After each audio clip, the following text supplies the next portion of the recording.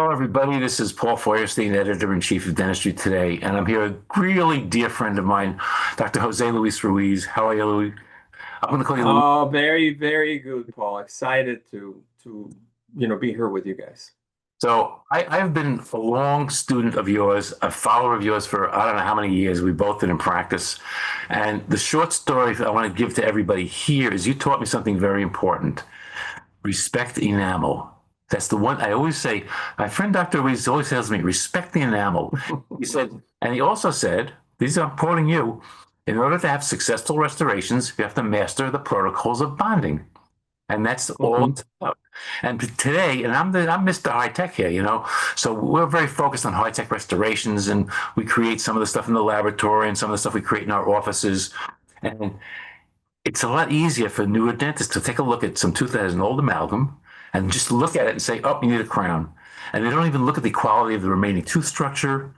And it's not right. It's just not right, at least the way I was brought up in school. And this is what we're going to be talking about. And yeah, and one nice thing I have to say is that some of the processes that are out there, some of the in-office milling, in-office printing, we actually can do partial coverage restoration. So we can actually Of keep the course. and you can do it in one visit, and it's terrific. And the nice thing about having the in-office milling or printing is I don't have to deal with the temporary. So I can do it all at one time, which is the reason you don't do three-quarter crowns and inlays and onlays. So it's still out there.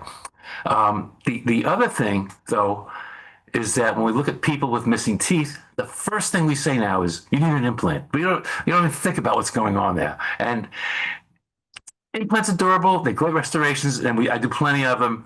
But there's other ways that you've shown me, and you've shown the whole world in your institutes and your lectures and everything else. So that's not dead.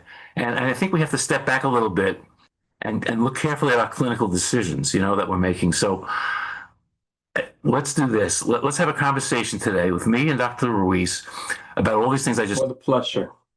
And then we're going to do a big webinar on Thursday, August 21st, 8 p.m., and we're going to really get into the details. So we'll give you a little teaser today. And also, if you have your Dentistry Today magazine, we just did an article, you just did an article with Dr. Ray Bertolotti, one of the icons of dentistry, certainly on bonding. That boy, he's an My icon. mentor. He's everybody's mentor, I believe. And so that was in the June issue of Dentistry Today. And if you don't know Dr. Ruiz and you don't know Dr. Bertolotti, you better learn who they are. So I'll let you fill in some of the blanks here, but you're the founder of the Los Angeles Institute of Clinical Dentistry. You were part of California's Aesthetic Dentistry Continuum. I recall that. You've worked with Gordon Christensen on many. You did some courses with Gordon. You're an evaluator for him. You've Yes. written books. I think did you write a book with Ray also? I think Correct. Yeah, yeah. Minimally invasive adhesive dentistry. Yes. and article after article, and you give classes and webinars and you're all over the place. So I'm anyway, passionate about it. I'm passionate about it.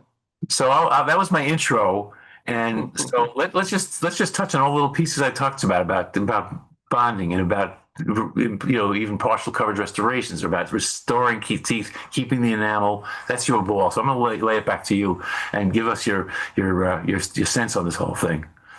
Well, I mean, thank you, Paul. Thank you for such kind introduction. And definitely, I am passionate about minimally invasive adhesive dentistry and supragingival dentistry. All of that goes together. The benefit of it is that just like instead of nailing, putting a screw on the wall and hanging a picture, requires a lot of destruction and a lot of effort. And instead of that, we can grab a 3M sticker, stick it to the wall and hang a picture in seconds or less. And, adhesive dentistry does the same for dentistry. Resistance, retention, undercuts, all of that is history when you use adhesive dentistry. I've been talking about it for more than 20 years, and how the benefits of by using adhesive dentistry, not having to grind much tooth at all, having the ability to stay super gingival, so we avoid cord packing and bleeding during the process. I mean, there's a whole protocol that I published extensively over the years to really make dentistry super easy and not only easy. I mean, that's a very nice part, right? We all want to make dentistry easier and less painful for the patient. The patient doesn't have to have their mouth open for so long.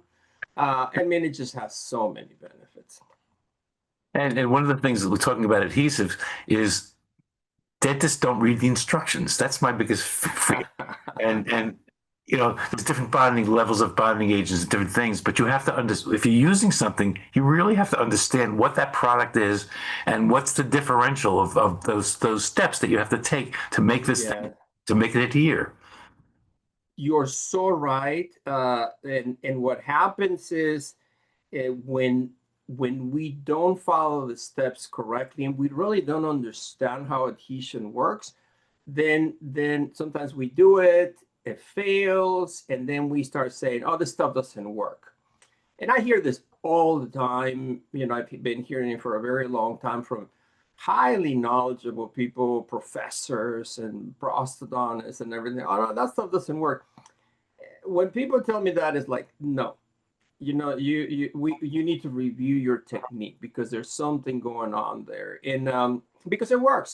I know for a fact. I mean, people like Ray Bertolotti knows for a fact, and thousands of dentists who've been trained at the LA Institute, and of course many other people that, people like Pascal Magne, who is very knowledgeable about adhesive dentistry, has been teaching this for a very long time. Now a little too complicated in my opinion, but certainly very, very successful. So I'm all about making things simple, and there is a way to do that. Simple by design. That's my mission. You know, the techniques that I use and I teach have to be simple by design because, as you said, Paul, if it's too complicated, if the steps are too difficult, if the instructions have 20 steps, we're gonna skip it. We're gonna miss it. So it has to be simple, and it can be. And the other thing that you've said to me and me personally and collectively is take a look at what you do a little thinking before you take that handpiece in your hands, before you start ripping things apart. What do you have to work with? So it's like building a house and building a if the foundation's no good, I got it. Okay, you need the crown, you need the post and core, you need the end, or whatever it is. But there are many cases where even with one cusp left, you can rebuild that whole tooth if you know the retention process. You do a combination of mechanical and adhesive dentistry, and these things could last for a long. I mean, I can't tell you how Oh many my I have God. that have lasted for 30 plus years. An MODBL with one cusp hanging off the buckle there, and everybody sees, oh, this guy needs a crown, and well, the answer is why? Because it's going to break someday. Well, it didn't so far. I mean, I think it's facetious, but I'm being honest about the practice that I've had for 50 years already. So, That's so true. That's so true. And you know what? The thing is that adhesion, and this is something that my mentor Ray Bertolotti, who he's been teaching adhesion for 40 years. He always likes to say that to separate a piece of porcelain from a tooth will take hundreds of pounds if we adhere it properly. So I've been for a very, very long time, I've been bonding a piece of porcelain on top of flat teeth. Like if the patients come in with a broken tooth at the gum level, and I will just bond a piece of porcelain on top of that with absolutely no mechanical retention, and it stays. And I mean, I've done it for a couple of decades, and some of those restorations, or most of them, not some, most of them are still there. So adhesion works. We don't, but of course, if we save enamel, that's the very best. But today we have adhesives that work on dentin just as good, and research shows that. So even if I'm on only dentin, I still trust adhesion. So this is spectacular stuff. and that again, that's a misconception that people say you can only bond to enamel. Yeah, absolutely misconception. Absolutely. And of course, the other thing that you were talking about, Paul, was the bonding to, I mean, considering bonded bridges, as an option. Mhm. I know that you're awesome at implants, and we can do implants, and they're phenomenal. But there's some situations in which we can't, whether it's because they're nervous to close, or the patient is frail, or the patient is too young, or there's lots of situations. Sometimes, just recently, I had a patient. They had an implant for 30 years. The implant failed. The patient has basically no bone left in the site, and putting the patient through grafting after grafting would be very dramatic. So very easy solution, a bonded bridge. So what I'm trying to say is a bonded bridge it should be a very serious option. It should not be considered a second choice, because I can tell you, because I trust adhesion, I understand adhesion. Those bonded bridges are going to last as much as an implant or more, and they're easy. They're pain free. You barely grind the teeth. It's really a serious option that we should all think about. But staying with minimally invasive, I've over the years I found I get a little bit better result if I do some preparation, not a lot of preparation, but I need some structure. And you've shown in the classes from the lingual aspect of anterior teeth, there's a very simple. We can't show it right here at this, but we may be able to talk about it at the webinar of some simple designs for either single or double winged bridges, and the differences between why some people are saying you shouldn't do 3, you should do 2 instead of 3, and all this other stuff. But if it's properly, even slightly retentive, you're on mostly enamel, and you bond that thing, that's in there. That's Oh, in it's there. not it's not coming off. You're right, Paul. You're absolutely right. And I think at the webinar I would like you to go over that some a little more detail on that too, because I want to know a little bit about, should we be using metal wings or for ceramic wings or zirconia wings or whatever. So I'm gonna leave everybody hanging on that right now. I know, yeah. Like let our audience be a little bit excited about it. But on that day, we'll have slides, we'll have research, we'll have pictures and step by steps to talk about all of the questions that you just mentioned.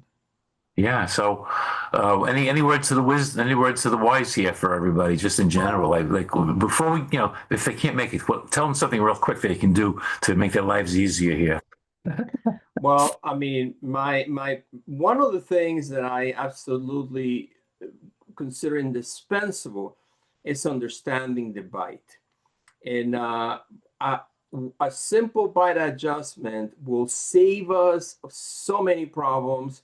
And using a two-color bite adjustment, making sure that we use a articulating paper that is very, very thin, have the patient tap, and then adjust the bite, then put the red paper, a different color paper, have the patient grind, and anything that touches on the eccentric movements, get rid of. And that you ask for a simple, quick thing. If you do that, things won't break. Things will last very, very long. The bite, we cannot forget the bite. Is too powerful to be ignored. That's great.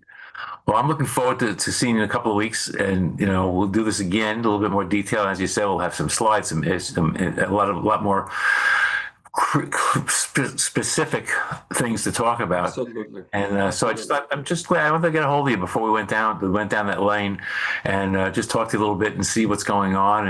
And personally, I want to thank you too for helping me make my practice what it is right now. My friend, that's very kind of you, and I'm committed to be part of our profession, and do anything, just like you've done so much for the profession. I aspire to do a little bit to help the next generation. So please, tune in, and I promise there'll be some very good nuggets of knowledge that will be worth it. And thank you again, Dr. Ruiz, for spending some time with me, and we'll see you soon. Pleasure. Thank you.